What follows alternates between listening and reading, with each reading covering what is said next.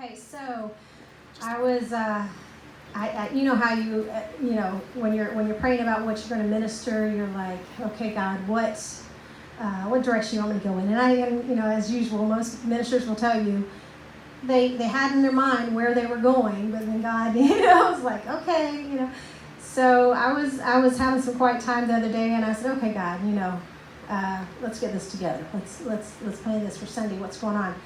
And I guess because I'm a singer, it just automatically, I'll get a song. And so I got a song, it's a very, very old song. Very old. I think Nat King Cole sang it. It's like really old. It's not even a gospel song. It's just, a really old song. But it was a love song. And so when I just started singing the song, And I was like, oh, okay. I'm not just singing it because it just came to my mind. I knew God was trying to, okay, this is kind of where I want you to go.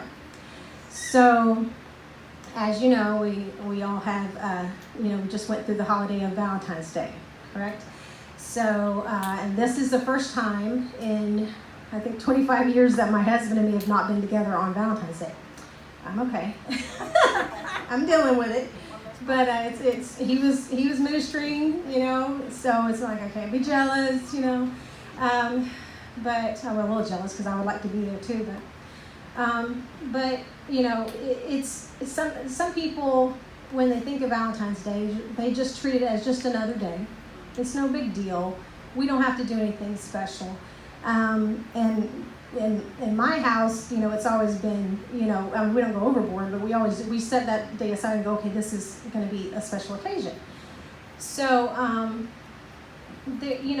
different, and I've noticed like on Facebook and just different conversations with people that it seems like people are really showing the love this past Valentine's Day. Like everyone's posting pictures and, about their loved one and just going on. And I'm like, that is good. That is so good that people are doing that, So I'm like loving all the posts, and that's important. And to me, there's two sides. There's people that whenever it's Valentine's Day, they go all out. They go, get the flowers, get the candy, and they do something really, they do something special date or something like that. And then some people treat it as just another day. We love each other, we know that. We don't have to say, okay, on today we're going to, go the commercial route and buy the heart-shaped candies and all that. So today I'm going to show you why I think that both ways of thinking are important. It's great that to set aside a special time to do those things. To say, this one day I'm going to do a little extra. I'm going to do more. And then there's people that they're like, I'm good. We love each other. We're good. We don't have to do all that. So what I heard the Lord say, was basically the title is "Where is your fire? Where is your fire?" So I was like, okay, how does that relate? And so I started thinking about it, and it's like, remember when you first fell in love? And those of you who haven't fallen in love yet, the time will come. Just listen to this and remember it, okay?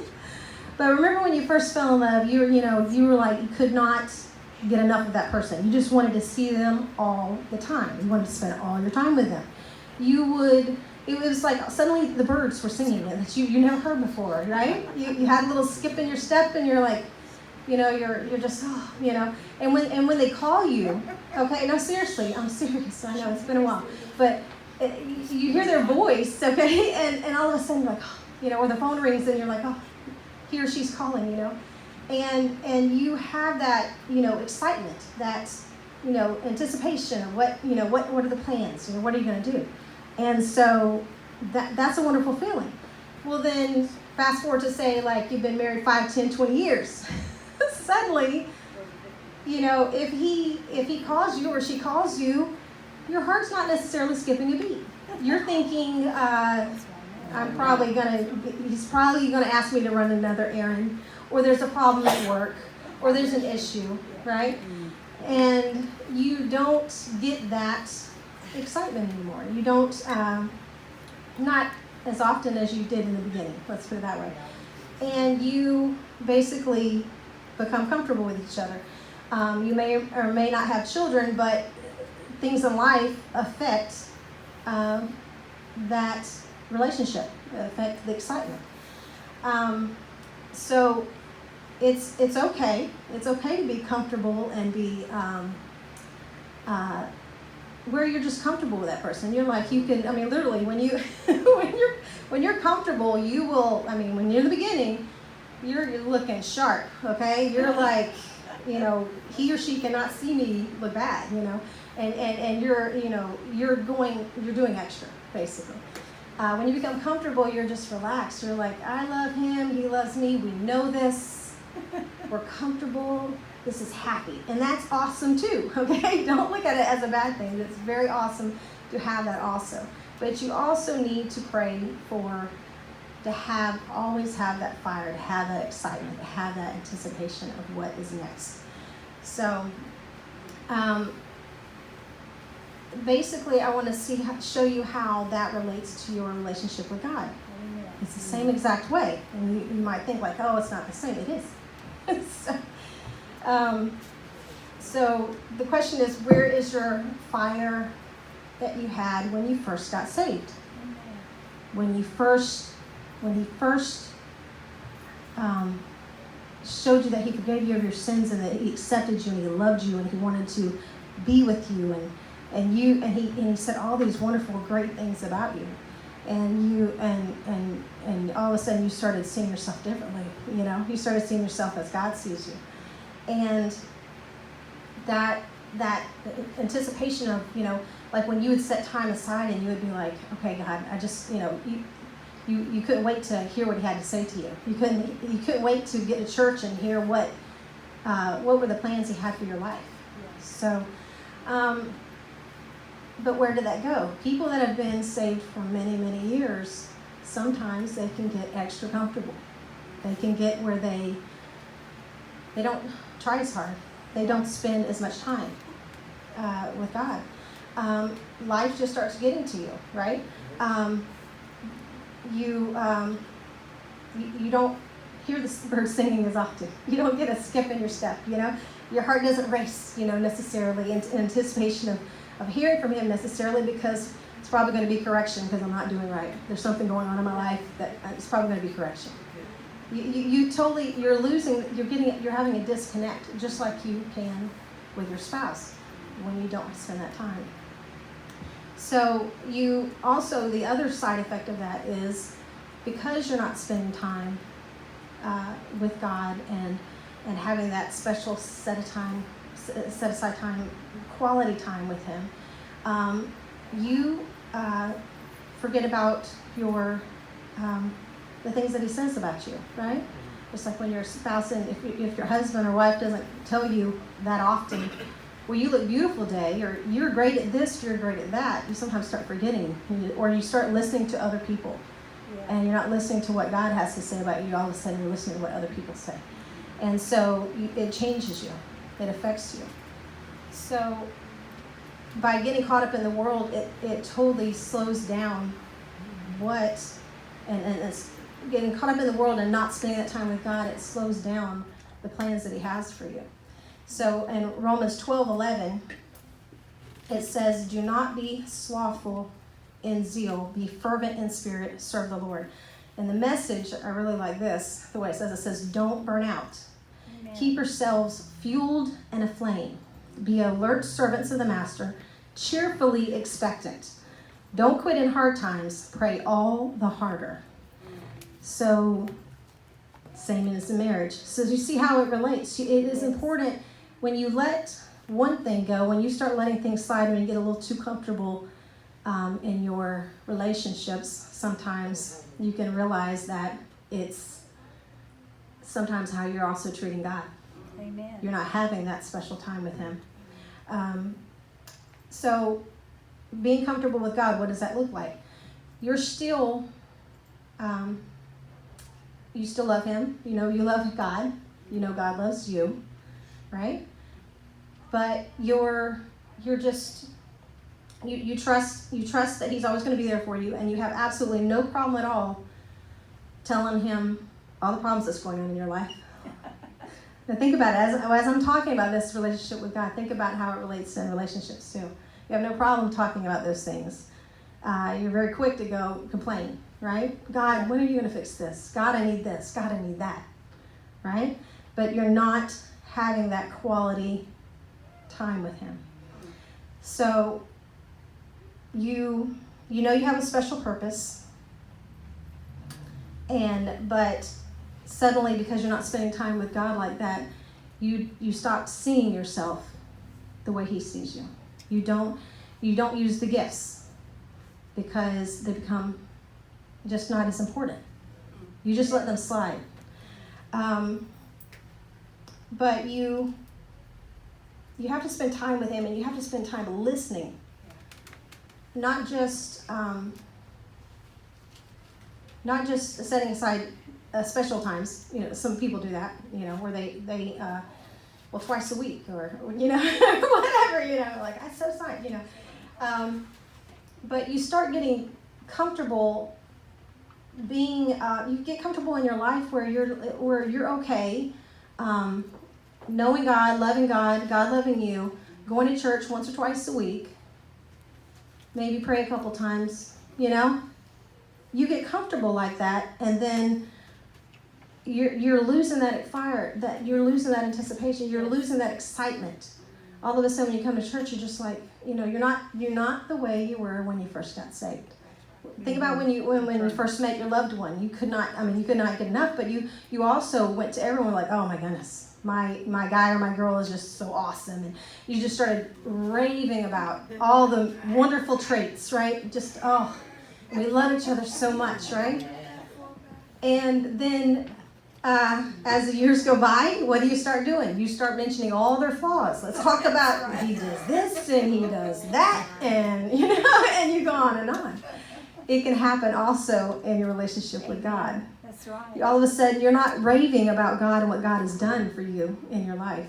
You're too busy wallowing in whatever you're going through. Yep. You're not reaching out to the one who is the supplier of your needs, the one that is there for you, the one that loves you and wants to take care of you. You're not connecting with him in that way. Now, some people, they do that. They're like, well, I have a worship time, you know. And I do that, but you need to be doing it daily. You need to have that excitement and that anticipation daily. And also be comfortable, be yourself, and know that God loves you and he's going to take care of you. By not spending time with him, you can also, like I said, you're not knowing you're not connecting with him and knowing what you need to be doing in life. Let's put it this way. Some people, they say, okay, well, I set aside, and this may hit home with some, and some may get mad at me for saying this, but there are some people that sometimes are like, well, every morning or every night or whatever, I set aside a time to pray and to worship and to be with God and to read the Bible. But are you doing it? You have to think about this. Are you doing it as a religious, sacrificial, sacrifice of my time kind of experience? Or are you doing it with an excitement that, I can't wait to hear what he says? Or if I don't say anything at all, if I just sit there and just listen to what God has to say. Yeah. And when God talks to you, does it make your heart flutter? Does it make get all excited when you hear what he has for you and what he wants you to do? And so you have to think about that when you do that. Because I have known people who they're like, well, I do this every day, but why? What is the heart behind it? Basically, is what I'm saying. You have to make sure that your heart is in the right place. That's right. You're not doing it as a religious, like I pray every day. But are you connecting with God? Yeah. Are you in there just going la la la la, and complaining and this and that? Can you please do this? And can you believe? Okay, thanks. Bye, God. Are you doing that, or are you actually lovingly spending time with God, letting him wrap his arms around you and talk to you, and you listen? That's something that it reminds me of a dream that I had like many years ago, and I won't go into the entire dream, but the dream was I don't know if I would say, I don't know how you would say it, but it was like I heard God's voice. Let's put it that way. I heard God's voice. I heard angels. And so it was beyond just a dream, is all I can say. And so as I'm walking, and it was like we're out in like this desert place, and my mom and my sister were like sweeping this porch area in front of the house. And I'm walking towards them. And as I'm walking towards them, all of a sudden I hear this beautiful noise is all I can, it sounded like it was just as if thousands and thousands and thousands of people were talking at the same time. But it sounded almost like a wave of it. It was like thunder, it's hard to describe. Anyways, I'm walking and I'm looking at them and I said, what is that? What is that? And all of a sudden it hit me what that was. And I said, that's angels. That is a multitude of angels that I'm hearing. And all of a sudden, I'm hearing it on this side. And then all of a sudden on this side, I started hearing God speak to me. And I don't want to cry, but hearing his voice, and it's like I knew immediately. So it's like when I was hearing him speak to me, you know how your mind can go like 20 different directions? So you're like, oh my goodness, God's speaking to me. You have that kind of experience, So you're like, you're not focused. You're not listening because you're overwhelmed. And I basically was so overwhelmed at like, oh my goodness, this is happening, that I was catching it off and on. It's like, and then towards the end it got quieter and quieter and quieter. And so recently he brought that to my attention. He was like, listen. So many people are busy talking that they're not listening. Yes. That's right. And you have problems and issues and this and that. And you're like, if you hear, well, spend time with God. Well, I pray every day. I'm not, listen. Stop talking. That's right. You can start off by giving thanks and worshiping, but when you get done, listen. Yes. And don't let your mind go 20 different directions. That's right. Just be quiet, be still, and listen. That's it. So, in Jeremiah 29:11, everyone knows it. For I know the plans I have for you, declares the Lord, plans for welfare, not for evil, to give you a future and a hope. So, when you are keeping the fire burning in your heart with God and spending time with God, you are in the perfect position to accomplish the things in your life that he has planned for you. When you let the fire burn out, you become comfortable, and you can become comfortable with the day-to-day life. You lose that fire. You lose that expectancy with God. You're not so quick to, when someone has a word for you that says, God says this, you start second guessing. Or you say, no, I don't see me. I can't do that. Well, if you spent time with God, you would see that you are capable of doing those things. Right. That God, through you, will make that happen. Amen. So, but you have to spend time with God, quality time with God. When you forget the purpose, not using the gifts that God has given you, you're not accomplishing all the plans he has for you. That is basically right where Satan wants you to be.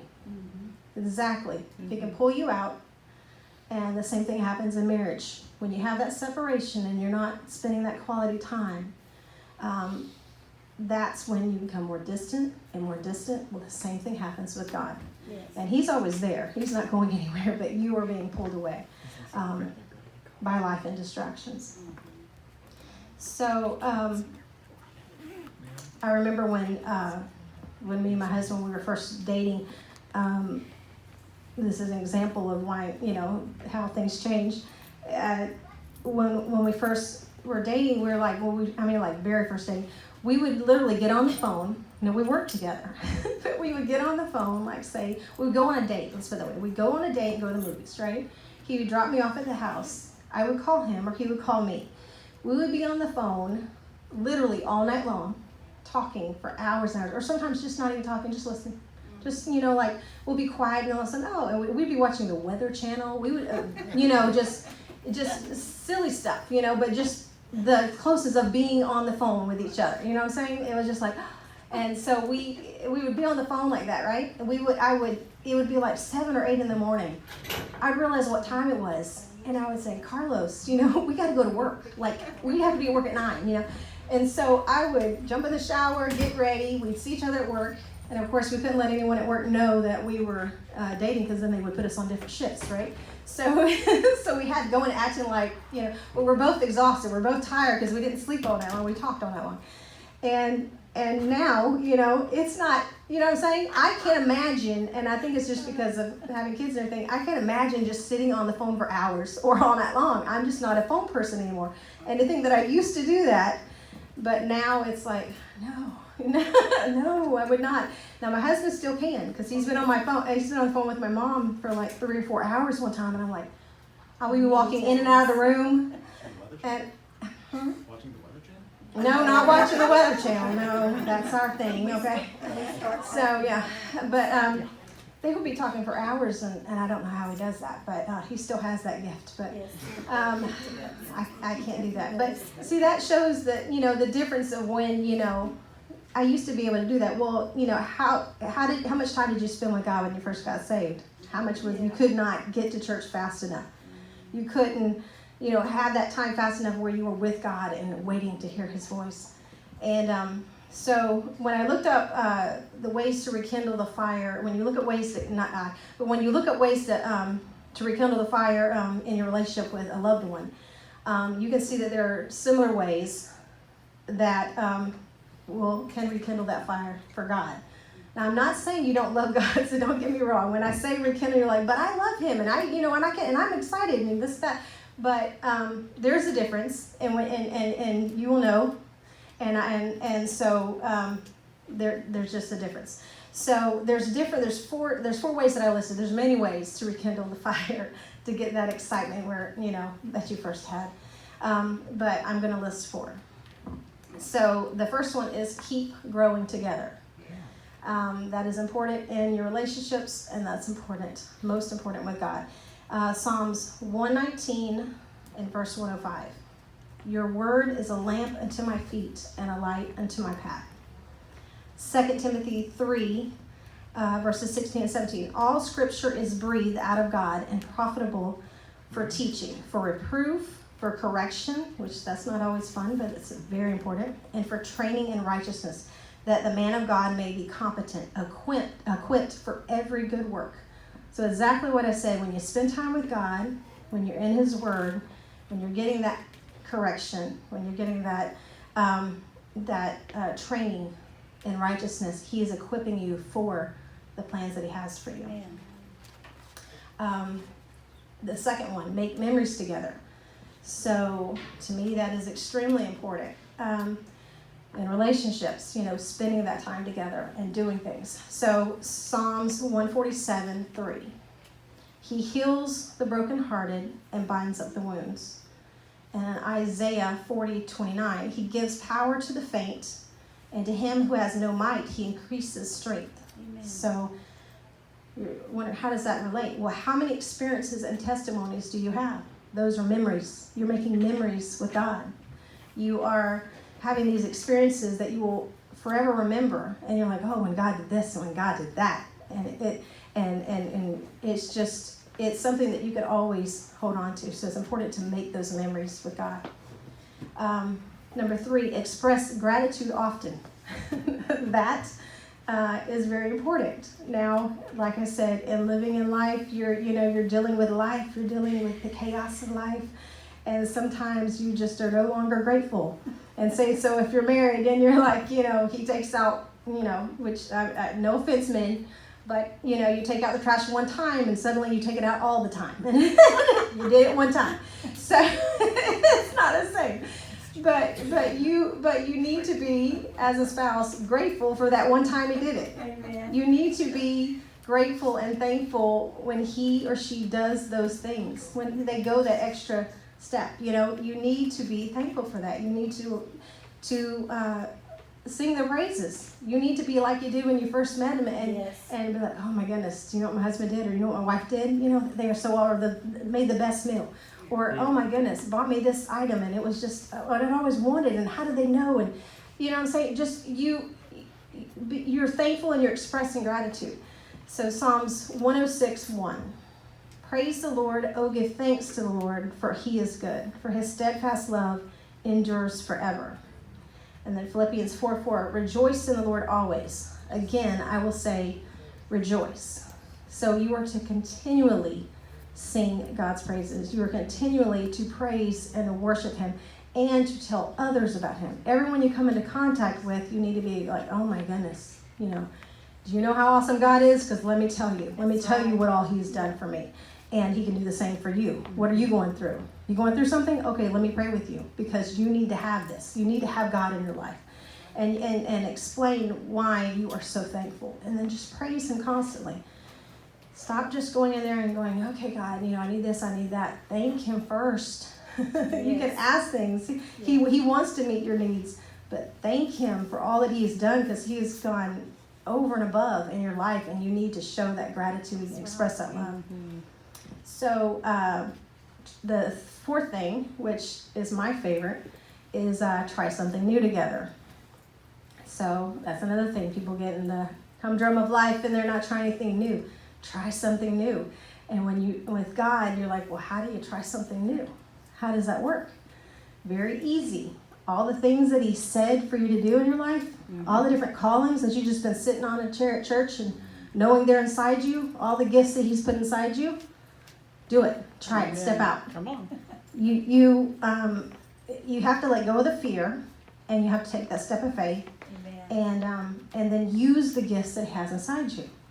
And when you use those gifts, it will create such excitement and anticipation and just fire. I mean, you would be like, I cannot believe God just used me that way. I cannot believe I just sang in front of people that that I've been fearful and holding back, and I got this gift in me, and I knew that God had called me, but I didn't. I finally stepped out and I did this new thing, and then wow, like the way it makes you feel to know that God was with you the entire time, that you're using those gifts, and that is trying something new together, because it's very easy. I mean, there's so many gifts like in each one of you.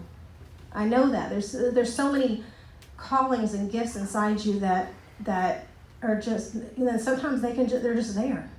You're not doing anything with them, and you're like, well, it's okay. I just don't have my time, or it's just, you have these reasons why, these excuses. Basically, you let insecurities or the lack of spending time with God, that he builds you up in that way, that you start listening to other people, and you start taking away the importance of what your calling is, what God has called you to do. And so you're not doing them. And again, like I said, it's exactly right where Satan wants you to be. Exactly. If he can get you doing nothing and just sitting there with hidden treasure inside you, that's exactly where he wants you to be. So Romans 12:6-8, it says, having gifts that differ according to the grace given to us, let us use them. If prophecy in proportion to our faith, if service in our serving, the one who teaches in his teaching, the one who exhorts in his exhortation, the one who contributes in generosity, the one who leads with zeal, the one who does acts of mercy with cheerfulness. Those are so important, and so important for you to walk in and to do. And you have to pray and say, God, I want that fire again. For instance, I could say with the young people, the ones that say aren't in love, and they're like, this doesn't really, I don't know how. Think of something you're passionate about. Think about something that you're excited about, and something that when you do it, you're like, oh, I get so excited and passionate about it. But then imagine just getting caught up in life, and all of a sudden you're not, say, for instance, my son, he's into photography, and videography. But all of a sudden, just life just starts getting to him. He's not working that gift in him. He's not taking the pictures. He's not doing the videos. He's not doing everything it takes to do that, right? So then he's just letting all those gifts just sit there with him, He's not being productive with it. And God placed those in him, right? So each one of you, every young person here has a gift. you may not know yet, that's when you need to spend time with God. Amen. You need to say, okay, God, I know there's something in there. Show me what you have for me. And he will show you. But you have to listen. Don't be so quick to talk. Just listen. And so then you start using those gifts and using those talents and everything. So that is pretty much my message. I just want everyone here to start using those gifts inside you. If you're not using them, everybody in this church is using them, and most people are, but not everyone. So if there is someone here that, say, you're using one gift and you're like, well, I've got this, so I'm focusing on that. We had that discussion the other Wednesday, and someone was like, well, I can do many things, but I feel like if I do this one, am I taking away from this other gift? Am I taking away from this other thing that, and it's no, you got to learn balance. But basically, when God gives you the gifts, they're usually intertwined. They usually will complement the other things that you're doing. So it's not something you got to choose one or the other. He placed them in there for a reason. And sometimes there's times and seasons some things will be used more than others. For instance, I grew up my entire life singing on the platform at church. I was just always, I was Cindy the singer, and so like growing up, I knew that I had a calling to teach or to minister, but I'm just like, I'm super shy, I know that shock because y'all know that I'm so bold and everything. So,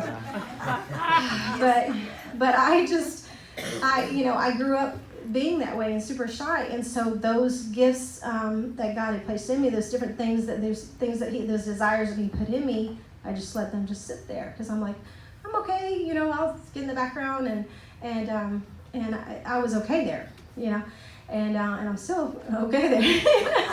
But God's pushing me out, and I know it's not good enough anymore, and but that comes with spending time with God and going, okay, that's getting that correction, and getting the little push that you need. But I hope that everyone here, when they go home, they start praying and thinking about what is it that you're not doing, and just doing those things will create that spark, that fire, that excitement back to your first love, to God, and it won't just be the, I love Him and He loves me and He's awesome. But oh my goodness, can you believe God did this today and God did that today? That's right. And God used me in this way. It's a different level. And of course, the people that are go on these mission trips, they get to experience that. When you go to these places, because you're stepping out, you're doing something new, you're doing something that you're not used to doing. You're talking to people you've never seen before. And that is also part of that, where it creates that. So usually if you go on a mission trip, you're not going to come back the same. That's right. You're not, And some people love the mission trips. Some people have been on one and be like, that was good. I'm good. Well, then you can do local ministry. you can reach the lost, in this world right here, so where we live. So you don't have to go to another country.